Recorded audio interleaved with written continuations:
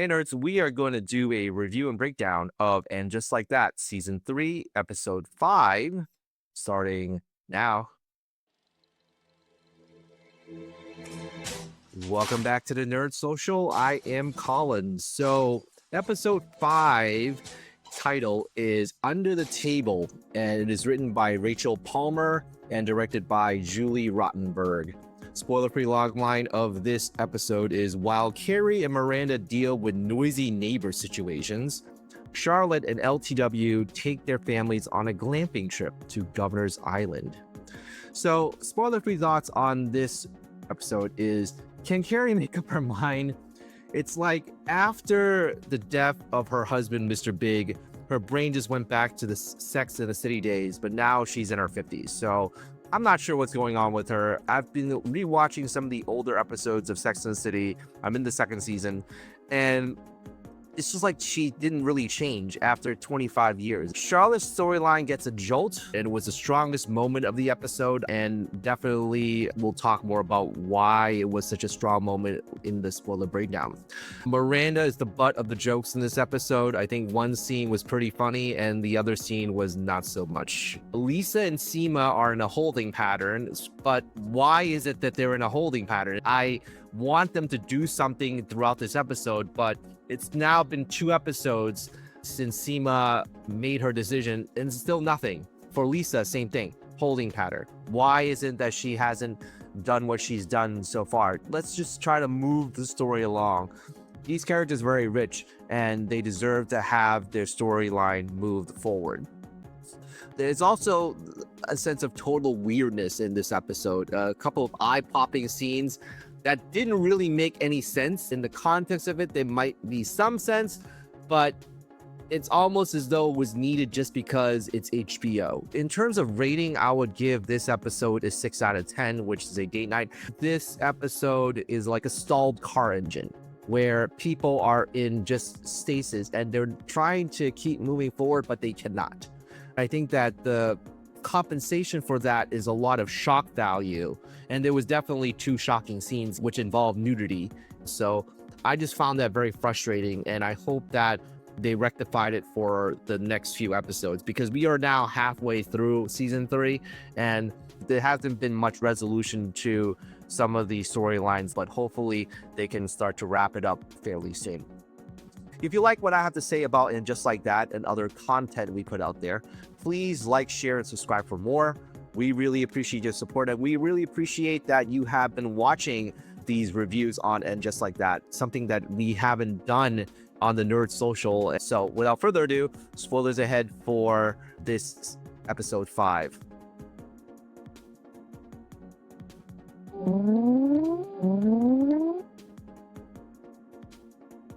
So we start off this first episode with a lot of clicking and clacking, and basically establishing the fact that Carrie walks with her shoes on in the house. A couple of my friends were commenting, that's so weird, because New York City is very filthy. It's a great city, yes. You walk in with your shoes and walk out with your shoes. It's weird. I'm Asian. We don't do that in my household. They had such a big episode about the shoes and disrupting the neighbors, but it's still not very sanitary to have shoes walking around the house that's plain and the floors look great. Eventually what happened is that Carrie was able to install some running carpets so that she's able to mitigate a lot of the noise that's there. I wonder why she didn't do that in the first place. That's just a lack of courtesy. They made it such a big deal about the shoes itself. And yes, those are really fancy shoes. But first of all, you wouldn't want to walk outside of New York City and then come back in from the city with shoes on. And second of all, it's common courtesy to not make as much noise as possible to whoever is the downstairs neighbor. But it was presumed that the whole house was hers, which is very strange that they threw this curveball at us as to why is there a neighbor down there. But it turns out that the neighbor only comes 6 months out of the year to New York City.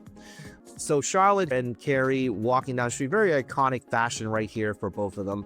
And I commented to my wife that, wow, they still look great after all this time with all the fashion. And both Sarah Jessica Parker and Kristen Davis look really great. And they were discussing here about the relationship that Carrie is in with Aiden, and Charlotte's asking whether or not she should continue. This is the part where I get frustrated. She's in her 50s, but she's working on her own timeline. She's always been like this, where she wants to have the romanticism, but she doesn't really know what to do with it. Whereas Charlotte, since her Sex and the City days, have really settled into being a mom and having a career. And she mentioned here that she doesn't know what she would do without Harry. And I think that she had already achieved what she wanted back in the Sex and the City days with what she has right now. So it's a very good full circle moment for Charlotte to observe that she's very lucky to have all that she has at this point in her life. The bigger storyline involving Charlotte is that it's not the glamping that's happening, but the fact that Harry had revealed to Charlotte that he has prostate cancer. And for a lot of men around his age in the 50s, that's when you start looking for the signs of prostate cancer. And he revealed to Charlotte that he doesn't want anyone to know about it, not even the kids, not their friends. And Charlotte has this very internal conflict that she has throughout the episode of trying to respect her husband's privacy. And I think that leads to very comedic moments, but also it leads to crisis as to how she's able to react to that, because she just had this whole thing about pouring out her emotions to Carrie about how she loved her husband. And now she faces this challenge that he may not be around for too long. And so all these thoughts start to come into her head as to what if this happens or what if that happens. And it definitely does affect a lot of people differently and how they react differently to it, especially when it comes to cancer. The fact that the doctors were able to detect Harry's cancer early gives them a chance for survival. As for Miranda, we saw in the last episode, she started her relationship with Joy, and so they were trying to move forward with that. However, she was blocked by Joy's greyhounds, as the greyhounds were not used to the fact that Joy brought Miranda to her place. She ended up staying in Carrie's apartment to comedic effect as she went full on nude during one scene and basically disoriented Carrie to the point where she knocked her head onto the wall. Before that, she was struggling living in an Airbnb with a neighbor that was very disruptive and playing heavy metal music. There was another comedic effect where the neighbor opened the door full frontal with a steak knife, let Miranda know, don't disrupt me, or something bad is going to happen. I think that was much more comedic than her full frontal reveal. Carrie insisted that Miranda move in with her because she has a lot of space, but then there was a lot of conflict between them being housemates. And toward the end of the episode, Miranda's asked Seema to see if she can find a new place. And I'm actually in season 2 where Miranda was able to find a spot for herself, but then having the threat of basically living alone because the neighbor was saying that the previous occupant of her house died and got her face eaten in half by the cat. It was definitely a full circle moment for me to see Miranda was trying to find a place 25 years ago. So during the glamping, Lisa and Charlotte went off on their own and tried to figure out what's going on with them. And you can see nice, beautiful shot of Ellis Island there and also Liberty Island right by Governor's Island. New York City is definitely a very good character in the series. Lisa revealed to Charlotte about her crush with the editor, Marion, and Herbert, her husband, found out her editor was a very handsome black man. And so there is definitely some conflict that might turn up. We'll see where Lisa's heart lies. I don't think that she's going to cheat. I think that she's going to stay loyal to her husband and to her kids. It'll be a very huge disservice if they go down that path of cheating. As for Charlotte, she is trying very hard not to reveal that Harry has cancer because you know that Lisa's going to say it to everybody in the social circles. Seema, on the other hand, is in a holding pattern. She is having some internal conflict because she's trying to get a new office, but she is over leveraged and the bank is unable to let her borrow more money.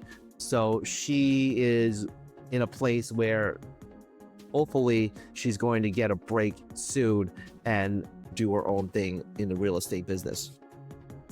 And then finally, the nosy neighbor slash the neighbor that got very upset with Carrie's clicking and clacking upstairs turns out to be a writer from England. There was also a cameo through text from Samantha, who's in London. They have this weird interaction, even though she's not on the show anymore, to have her speak through text.